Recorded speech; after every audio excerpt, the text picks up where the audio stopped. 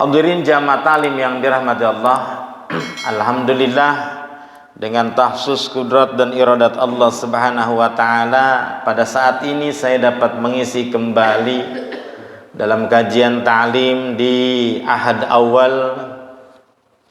Insyaallah pada kesempatan kali ini kita awali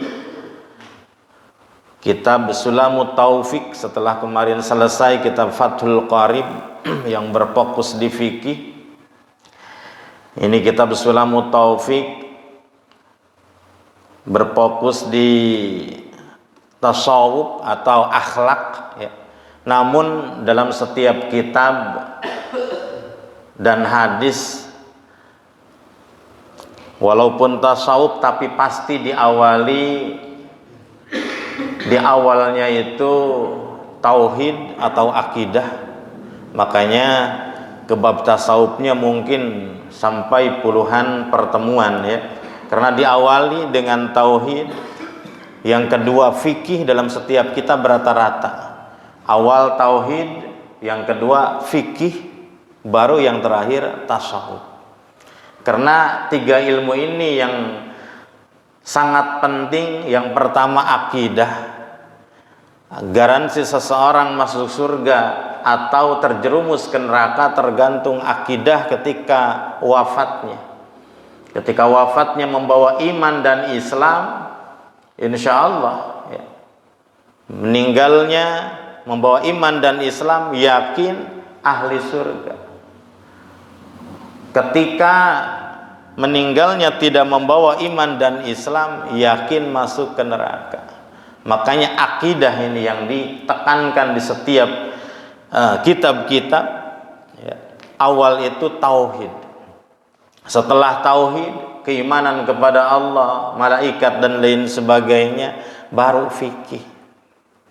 Makanya di sini juga sama, fikih ada di awal itu fikih ya, tentang sholat, tentang zakat, puasa dan haji ya. Hampir sama dengan Fathul Qarib ya, awalnya. Baru kesananya tasawuf atau tentang akhlak ya, tentang akhlak. Karena antara ilmu fikih dan ilmu tasawuf ini harus dikuasai semuanya. Tidak boleh hanya fikih saja sedangkan akhlaknya tidak ada. Kalau hanya fikih saja akhlaknya tidak ada, maka rentan melakukan keburukan-keburukan, menjadi orang fasik. Man tafaqqaha bila tasawufin faqad tafasaqqa. Orang yang hanya belajar ilmu fikih saja tanpa akhlak atau tanpa tasawuf, faqad tafasaqqa, maka bisa menjadi orang yang fasik, yang selalu berbuat dosa atau yang banyak melakukan dosa. Lebih fatal sebaliknya. Wa man tasawwafa bila tafaqquhin faqad tazandaqa. Orang yang mengejar hanya ilmu tasawuf saja, tapi tanpa belajar ilmu fikih, tanpa menguasai ilmu fikih, sholatnya gak bisa, ya udah yang penting mah akhlak aja, walaupun sholat gak bener, zakat gak bener, haji juga enggak. Yang dikejar hanya tasawuf saja. Waman tasawwafa bila tafaqquhin. Orang yang belajar tasawuf tanpa belajar ilmu fikih, faqad tazandaqa. Ini dikhawatirkan menjadi kafir zindik ya. Kafir zindik, dusun dalam arti tidak tahu apa-apa, karena tadi ya fikihnya tidak ada.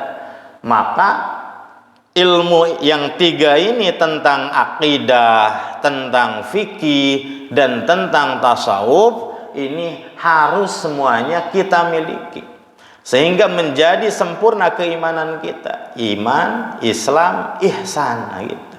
Kalau di rukun agama, iman berarti tauhid, Islam ya tadi sholat, syahadat, sholat, zakat, puasa, Islam ya. Dan ihsan adalah ibarat tasawufnya adalah ihsan. Kalau di badan kita sekarang kita hadir di sini, ada di sini dan rapih nih ya, Kang Ustadz Dodo ya.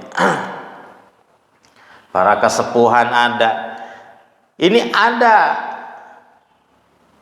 tauhidnya. Tauhid ibaratkan dengan ruh ya. Kita nggak mungkin ada di sini kalau nggak ada ruhnya. Ada ruh, ini tauhid ibarat ruh. Fikih ibarat badan, tubuh kita dari kepala sampai kaki. Ya, ada mungkin di sini ruh yang tanpa badan, ada mungkin.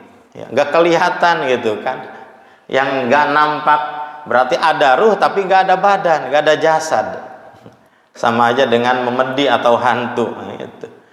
Fikih tanpa tauhid tidak sempurna. Ada badan saja tidak ada ruh, maka sama aja dengan jenazah. Ya, dengan jenazah ada jasad tapi nggak ada ruh. Ada fikih tapi tidak punya tauhid, nggak ada ruhnya, berarti bangkai, ya, jenazah.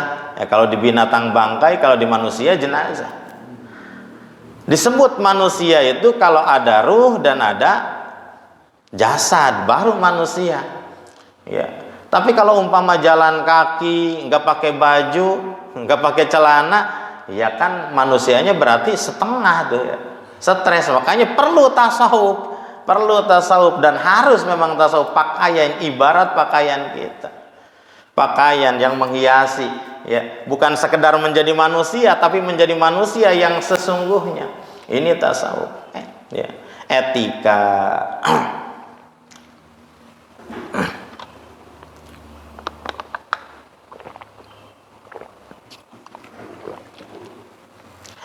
Sehingga ketika sudah belajar tentang akhlak, ya, tasawuf itu identik dengan akhlak, ya, akhlak tasawuf.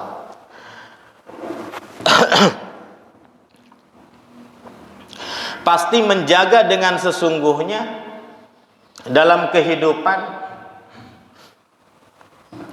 tidak mau atau tidak pernah menyakiti orang lain sedikit pun, karena tadi sudah punya akhlak, sudah punya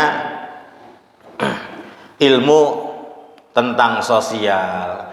Makanya kalau di kitab sufi atau kitab tasawuf tadi sebetulnya sama dengan hukum-hukum juga, tidak pernah atau tidak mau menyakiti orang lain. Emang dalam kehidupan seperti itu, Pak, ya. Bukan asal kita mau, tapi ada etika-etika yang harus dijalankan. Ucapan kita ini menyakiti orang lain tidak, itu termasuk bagian dari tasawuf, ya. Ucapan kita ini bagian dari tasawuf, itu ucapan yang akan keluar dari lisan kita menyakiti orang lain apa tidak, ya. Kalau menyakiti orang lain jangan dikeluarkan, membuat orang lain tersinggung, ya. Menegur, ya, dengan cara yang sopan, ya. Kalau menegur dengan cara yang salah akhirnya tersinggung, akhirnya malahan jadi pertengkaran. Tadi karena kurangnya pemahaman dalam beretika atau bertasawuf, cara menegur, ya. Bahkan rezeki yang kita dapatkan ini benar-benar halal tidak, ya. Ya, bahkan masuk ke bab hukum fikih juga, ya, hukum fikih yang menjurus ke tasawuf. Ada etika dalam bekerja, ya. Seperti kalau kita nyari belut di sawah orang, nah, ini menyakiti yang punya tidak, gitu. Kalau sampai menyakiti yang punya sawah, ya jangan nyari belut di sawah itu. Tapi kalau yang punya, nggak apa-apalah, cuma ngurek mah, gitu, nggak apa-apa, ya, nggak ngomel, berarti itu halal. Tapi kalau tahu bahwa yang punya sawah ini nggak mau karena belutnya dipelihara, diurak, nah, itu marah, ya jangan sampai, ya. Jangan sampai menyakiti, mencari rizki, ya, di tempat orang lain, menginjak dan sebagainya. Nah, ini bahasa Sunda kan ada mipit apit ngalangenta, gitu. Apapun yang kita lakukan terhadap tetangga, bahasanya harus ada basa-basi, ya. Mau ngambil apapun, daun satu helai dan sebagainya, ini perlu, ya. Kalau tidak, namanya sama dengan mencuri, walaupun sedikit, Pak. Ya, walaupun sedikit, kalau tanpa minta, ya itu termasuk mencuri, bisa masuk ke perbuatan dosa. Walaupun hanya ngambil satu daun saja dari pekarangan tetangga tanpa izin, itu termasuk pencurian, ya. Pencurian walaupun tidak ada manfaatnya mungkin, Walaupun tidak ada manfaatnya yang besar bagi yang punya tanaman tadi, kalau diambil satu nggak apa-apa, tapi itu punya orang lain. Tetap dalam etika itu ya harus minta, bahkan dalam agama itu harus minta. Bahkan dihikayatkan ketika seseorang soleh, ya, kiai, imam masjid, pemuka agama, soleh, puasa, haji, ya, pangkatnya udah haji, tapi ketika meninggal dunia dikabarkan kuburannya penuh dengan siksaan api, ya, penuh dengan siksaan api, berarti sedang disiksa oleh malaikat dengan dosa-dosa. Lalu ditanya apa kesalahannya sampai disiksa sedemikian rupa siksaannya. Dia kan seorang kiai, seorang ulama, pemuka agama, imam masjid tiap waktu, tapi kok disiksa? Karena dia dengan sengaja kalau habis makan, bahasa ininya apa? Bahasa Sunda nyehil gitu kan. Kalau bahasa Indonesianya nyahil, nah gitu. Apa coba ya bahasa? Pakai tusuk gigi, karena tusuk giginya nggak ada, ya, sambil habis makan di pekarangan dia atau di rumah dia di teras, ada nih pagar tetangga pakai bambu, lumayan satu.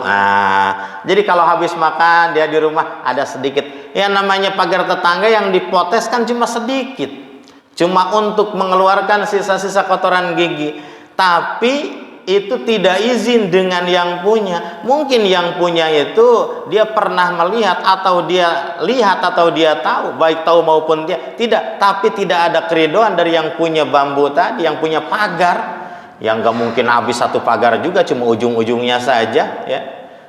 Tapi kesalahan seperti itu dalam hukum Islam dan dalam siksaan ada akibatnya.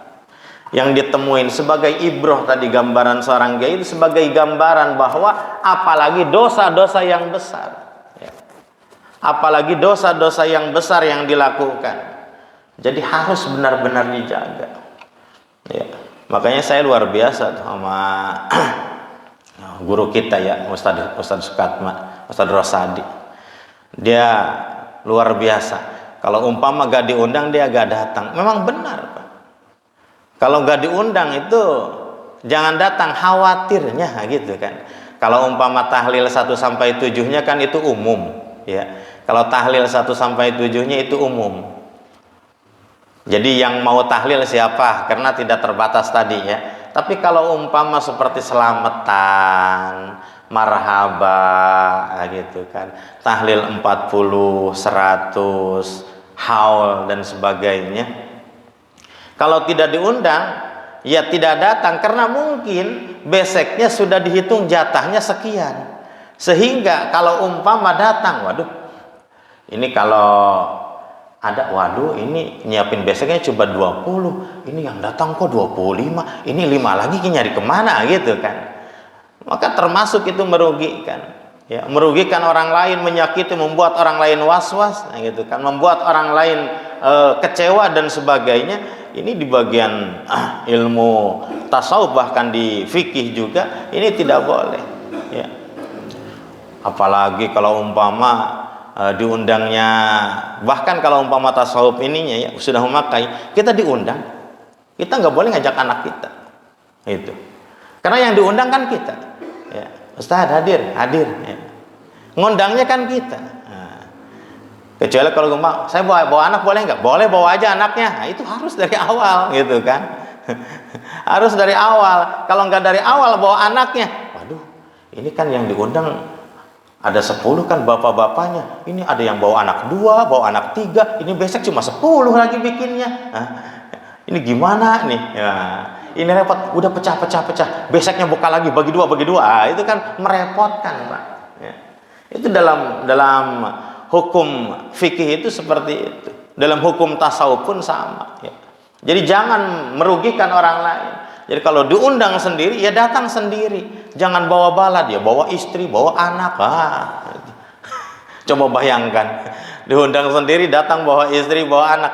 Jadi konteksnya beda. Kalau arisan sendiri berarti sendiri. Kalau arisannya umpama makan dengan keluarga bawa. Ini gimana? Makanya gitu. Saya sama arisan. Ini gimana? Saya punya anak 3. Bawa semua apa enggak? Gak gitu. Ustaz, bawa semua, jangan takut. Tapi kan tetap kita perasaan. Kalau makan di rumah makan dan sebagainya, udah mah bawa anak 1 saja kan gitu. Perasaan. Walaupun kadang-kadang bercanda gitu. Ini gimana? Saya kan punya anak 3 nih yang ada di rumah. Bawa semua. Udah repot juga, bawa 1 aja gitu kan. Tapi kalau umpama udah semuanya pokoknya hadir semua, berarti semua. Tapi kalau umpama yang diundangnya hanya 1, bawa dengan istri, dengan anak 1, ya udah itu yang harus berangkat. Ya. Jadi sedikit pun kita jangan pernah merugikan orang lain, menyakiti orang lain. Ini di bagian tasawuf akhlak. Ya, di bagian akhlak, jangan pernah menyinggung urusan rezeki dan sebagainya. Ya. Tadi benar kalau diundangnya 1, ya datangnya 1. Kadang-kadang, Ustaz, nggak ikut, saya nggak hadir, saya nggak diundang. Bukan karena saya jealous, bukan. Kalau nggak diundang, bukan karena saya berperasaan, bukan. Tapi tadi nggak diundang, takutnya jatahnya segitu, gitu kan. Kadang-kadang kakak, Ustaz, emang kesana nggak berangkat, nggak diundang, nggak ikut berangkat, contohlah ngebesan lah atau umpama nebruk dan sebagainya. Kata saya nggak diundang gitu. Kalau nggak diundang berarti saya nggak berangkat, nggak diajak. Ya. Kalau diundang dan saya bisa, insya Allah. Kalau nggak diundang berarti nggak diajak. Kalau nggak diajak mungkin jatah dan sebagainya. Apalagi kalau umpama kapasitas sebagai pemuka gitu kan.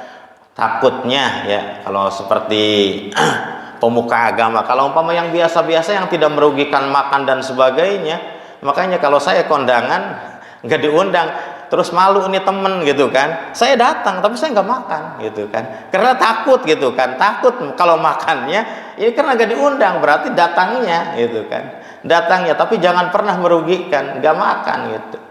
Mungkin lupa gitu teman gak ngundang, tapi saya tahu nih teman hajatan kalau nggak kondangan risih juga ya.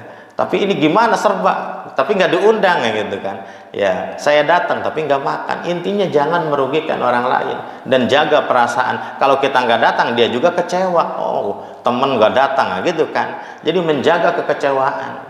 Sama kalau nggak diundang di acara ya kita nggak datang, bukan karena Ustadz itu, Ustadz Rosadi terutama tuh ya, dia luar biasa akhlaknya atau luar biasa ke ininya, saya salut sama Ustadz Rosadi gitu, bukan karena jealous, wah dia mau nggak diundang, karena tadi berpikir rizki yang dimakan khawatirnya itu nggak ikhlas atau nggak ridho gitu kan, udah dijatah dia ngundangnya 4, 5, apalagi kalau Ustadz ya, kalau Ustadz yang diundang Ustadz Dodo gitu kan Ustadz Dodo. Terus saya ikut, ujug-ujug, pek, yang punya rumah, aduh, ini amplop, anggaran cuma Ustadz Dodo saja, Ustadz Asep datang lagi. Nah, itu yang dikhawatirkan, jadi merugikan orang lain, merepotkan orang lain. Rizki yang kita ambil itu tidak halal, Pak. Tidak halal. Makanya dalam ilmu tasawuf ditekankan, apapun yang kita makan harus benar-benar yang sempurna. Jadi kalau umpama pemberian karena malu, itu tidak boleh, Pak. Termasuk kita memakan harta yang haram atau yang tidak halal gitu kan. Yang tidak halal kalau mendapatkannya karena malu. Ya. Karena malu, kalau nggak ngasih itu malu. Ya. Makanya jangan pernah memaksa orang lain untuk bayaran, nah bahasanya gitu. Jangan pernah memaksa orang lain untuk bayaran. Ya. Untuk bayaran, ayo bayaran maulid. Semua orang harus 25.000. Nah, kalau di faktor ini Al-Amir nih mau maulid, semua orang ini harus 50.000. Mau gak mau harus 50.000. Itu termasuk ngambilnya itu tidak. Jadi jangan pernah di faktor tadi ya satu orang harus 50.000 nih karena kita mau maulid ya. Dipaksa, harusnya tadi dengan sukarela, yang ngasihnya 20, yang ngasihnya 30, dan bukan karena malu, tapi karena memang pengorbanan, kecintaan kepada Rasulullah. Tapi kalau karena malu, karena marah, ya tadi bener.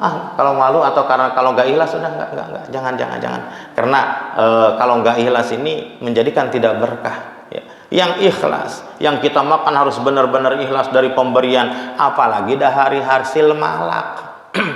dari hasil minta gitu kan. Itu yang jangan lagi kalau hasil malak, uang jatah preman dan sebagainya. Udah. Kita tahu orang lain ngasih tapi nggak ikhlas saja, kita jangan makan, apalagi kita minta dengan maksa gitu kan. Ya. Dengan maksa.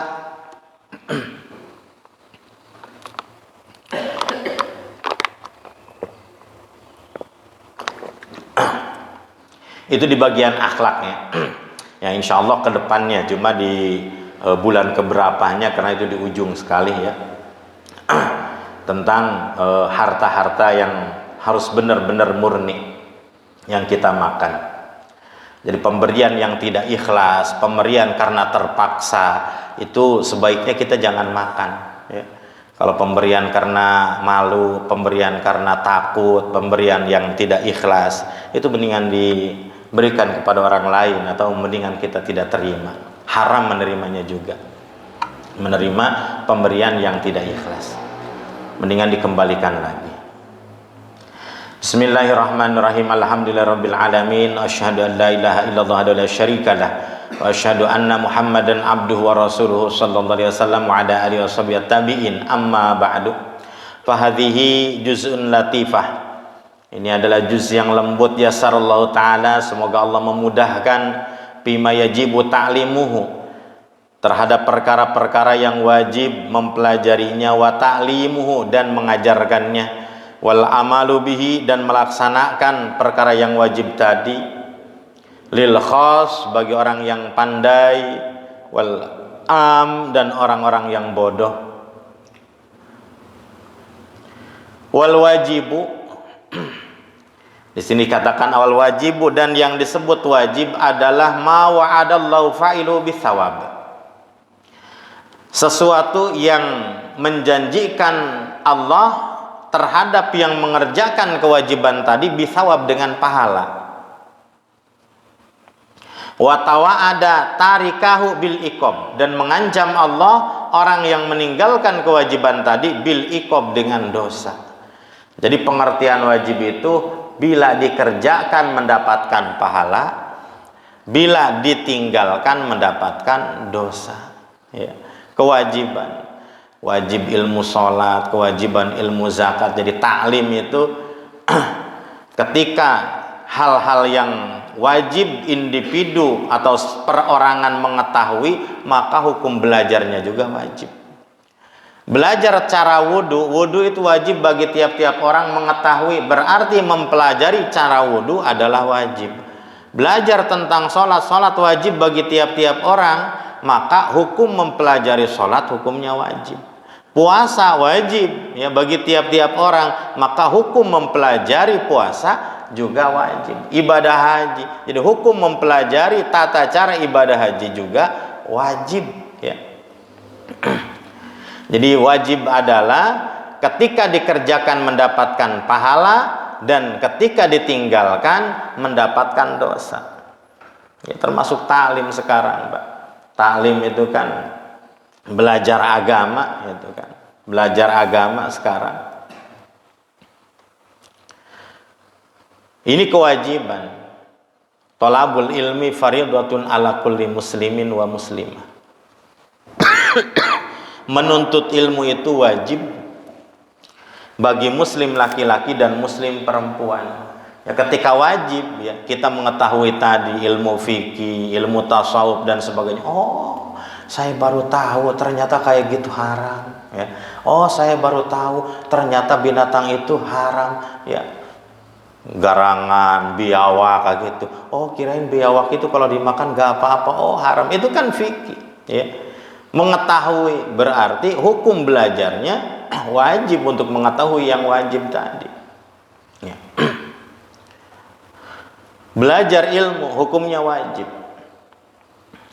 Bahkan hadis Rasul yang lain mengatakan, "Mayuridillahu bi khairan yufaqihu fiddin." Barang siapa yang menghendaki Allah terhadap orang tersebut menjadi baik atau kebaikan, yufaqihu fiddin, maka Allah menjadikan orang tersebut lebih paham dalam urusan agama. Kalau lebih paham dalam urusan agama berarti sering belajar, sering taklim. Maka Imam Syafi'i menjabarkan pengertian dari hadis tadi, ya. Hadis tadi tidak semata-mata orang taklim terkecuali oleh Allah orang tersebut dikehendaki akan menjadi baik. Maka kata Imam Syafi'i, tidak semata-mata seseorang bisa kumpul di majlis ilmu, di majlis ta'lim, terkecuali insya Allah mendapatkan garansi ketika wafatnya, wafat membawa iman dan Islam. Amin ya Allah ya Rabbal alamin. Karena tadi penjabaran dari hadis mayuridil bi khairan yufaqihu fiddin. Ketika Allah menghendaki seseorang baik, maka ditambah pemahamannya dalam urusan agama. Ketika ditambah berarti artinya taklim, artinya kumpul di majelis ilmu, ya. Maka qaidnya tadi, penguatannya, ya, tidak semata-mata orang bisa kumpul di majelis ilmu agama, majelis taklim agama, maka garansinya insya Allah ya ketika wafatnya membawa iman dan Islam. Amin ya Allah ya Rabbal alamin. Wasamaituhu Sulamut Taufik, dan menamainya saya terhadap kitab ini, kata mu'alif kitab, kata musannif, Sulamut Taufik, Sulamut Taufik ila mahabbatillahi ala tahqiq, tangga taufik ila mahabbatillahi ala tahqiq, menuju mencintai Allah ala tahqiq yang sebenar-benarnya. Semua orang cinta kepada Allah, mengaku cinta kepada Allah, tapi kalau sampai derajat tahqiq yang sebenar-benarnya jarang. Pembuktian cinta kepada Allah sampai mana? Tanda percaya terhadap Allah sebatas mana? Kalau belum tasawuf atau belum sesungguhnya tadi, masih makan, yang penting saya mau makan saja, mau harta dari mana, mau ikhlas mau enggak, yang penting saya mau dikasih sama orang, nah gitu kan. Yang ngasihnya mau ikhlas mau enggak jadi masalah, sama-sama nasi, sama-sama duit. Nah, ini kan tidak memperhatikan di bagian mendapatkan rizki dan sebagainya, ya. Berarti tidak mencintai Allah dengan sempurna kalau hanya sebatas itu. Lalu melanjutkan ki musannif, as'alullah al-karim, saya minta kepada Allah yang maha mulia, ayyaj'ala dzalika minhu, menjadikan kitab Sulamut Taufik ini minhu dari Allah subhanahu wa ta'ala, ilmu-ilmu dari Allah subhanahu wa ta'ala,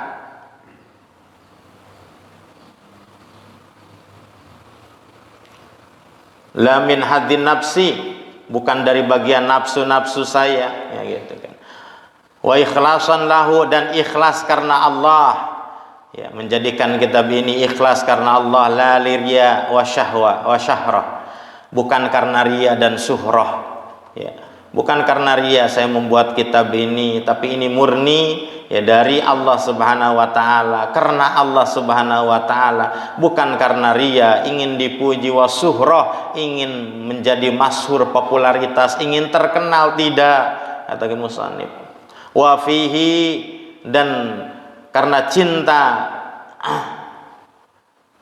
dengan apa-apa yang ada pada Allah dari pahala, karena menginginkan pahala, waraji'an ilaihi, dan berharap ya, diterima semua ibadah-ibadah, mujiban, dan menjadi sabab lil qurbi, lebih dekat kepada Allah subhanahu wa ta'ala, wa zulfa, dan naik derajat ladaihi, di hadapan Allah subhanahu wa ta'ala, wa yuwafiqa man wafaqahu alaih, dan semoga Allah memberikan taufik man wafaqa alai, orang-orang yang taat ya, orang-orang yang mengikuti Allah subhanahu wa ta'ala, lil amali bimuqtadahu, terhadap amal-amal yang dipinta ya, atau yang dipinta, summa taraqi bitawadud, dan naik derajat dengan kecintaan kepada Allah, dan bitahabub wan nawafil, yang mencintai sunnah-sunnah. Mencintai sunnah, bukan yang wajib saja. Kalau tadi wajib ketika dilakukan mendapatkan pahala, ketika tidak dilakukan mendapatkan dosa.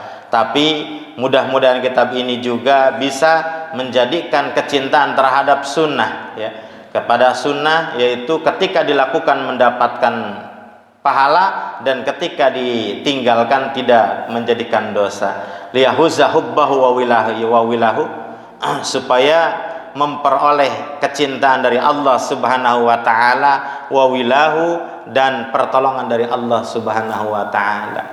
Berharap ke musannif ini bahwa kitab ini bermanfaat ya untuk kita semua, sehingga bisa menjadikan bukan sekedar cinta kepada Allah, bukan sekedar mahabbah kepada kewajiban-kewajiban Allah, tapi juga bisa mencintai sunnah-sunnah, sehingga menjadikan derajat kita ya, derajat orang-orang yang mempelajari semakin tinggi ya, memperoleh kecintaan Allah, memperoleh mahabbah dari Allah, memperoleh dicintai oleh Allah, dan memperoleh pertolongan Allah yang sempurna. Ini harapan kimusani.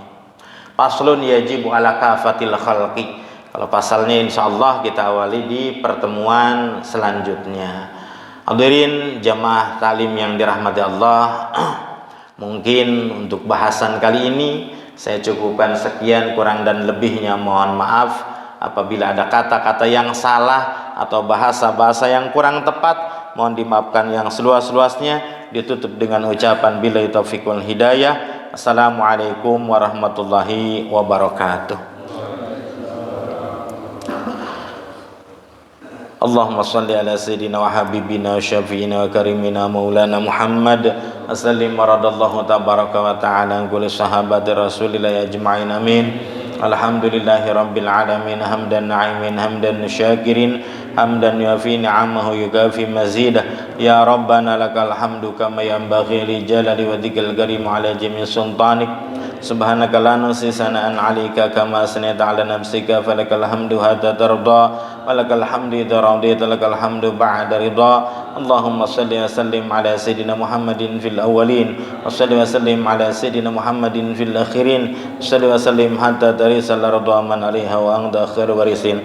Allahumma inna nastahfiduka nasaduka adyanana wa abdanana wa anfusana wa amwalana wa ahlana kulla syai'in a'taitana. Allahumma fadna yawm fika nafika wa amanika wa yadika wa jawarika min kulli syaitanin marid wa jabbarin anid wa dhi'inin wa dhibakhin min kulli dhi syarrin innaka ala kulli syai'in qadir. Allahumma hudda bittaqwal istiqamah wa 'idami mujibatin nadamah fil hadi wal mali naka sami'u du'a. Allahumma ya muyassira kulli asir wa ya jabira kulli kasir wa ya sahiba kulli farid wa ya mughniya kulli faqir wa ya muqawwiya kulli dha'if wa ya ma'mana kulli mukhif yassir lana kullal asir fata yassir asir alika yassir. Allahumma ya man la yataju ilal baini wa tafsir hajatuna ilaika kathir wa anta alimun biha basir.